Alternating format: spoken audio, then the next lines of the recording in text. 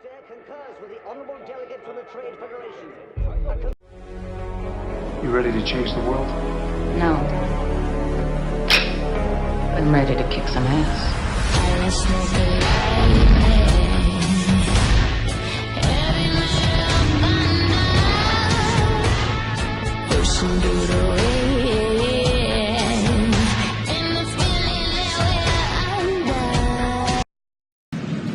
My fellow service members and I, we are not your prostitutes. You are not our pimp. The Congresswoman from Hawaii joins me now. Those are obviously very strong words directed at the president, the commander-in-chief, Congresswoman Gabbard. Do you stand by those? I'm 25 years old. I have killed 309 fascist occupants by now. Do you think, gentlemen, that you have been hiding behind my back for too long? Absolutely, I do.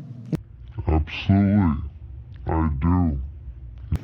It is those values of service before self that every soldier, every service member represents that I want to bring to the White House, to reinstill those values of honor, integrity, and respect to the presidency. Very brave of you to join up like that. That's great. Thank you. It's my honor to serve. Sure. Thanks. You gotta do it for yourself. No one else can afford to save you.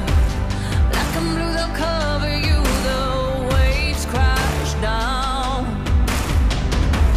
Running from the gates of hell. She says she went to Syria to promote diplomacy.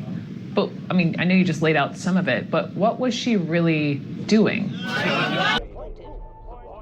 outrageous. I object to the senator's statements.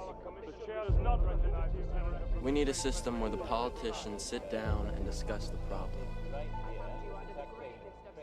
Agree what's in the best interest of all the people, and then do it.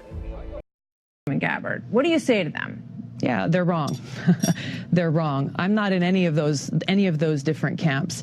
I am in one camp and one camp alone. It's the camp of the United States of America and the American people. And I took an oath and I promised to be willing to put my life on the line to serve and protect our country, to protect the people of our country. So that is my sole focus. It has been and will continue to be. And we admire that, and we thank you for your service. Absolutely. So I guess in Iraq, the new year has begun the way the old one ended, in a spasm of violence and bloodshed. In the north, rising ethnic and political tensions have led to assassination and revenge killing. And in central Iraq, the so-called Sunni Triangle, the guerrilla war against American forces shows no sign of letting up. Now, how did your experience fighting in Iraq shape your outlook of the United States' role in foreign policy? Because in my research, I found that you have a strict non-interventionist approach, and you are against the United States entering countries and being there for this sort of regime change. Yeah. No. Make your mamas proud. Don't close, I'm getting over there.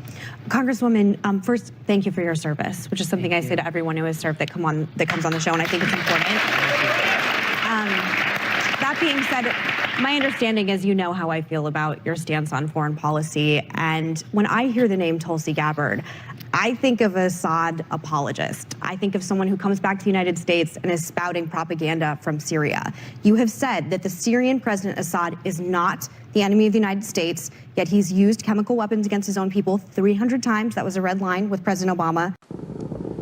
Tonight, American gunships attacked insurgent positions south of Baghdad.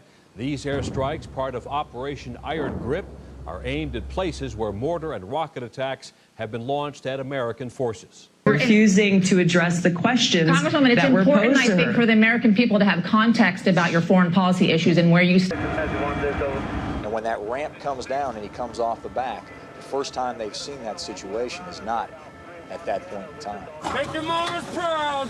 Don't close, I'm getting over there. If you're leading with foreign policy and you're running for the president of the United States, a meeting with Bashar al-Assad, which I'm sure you understand, is a very controversial meeting to take. Hence the reason why when you come on MSNBC, it is important for us to talk to you about that. And of course, every anchor has a different perspective and different questions to ask.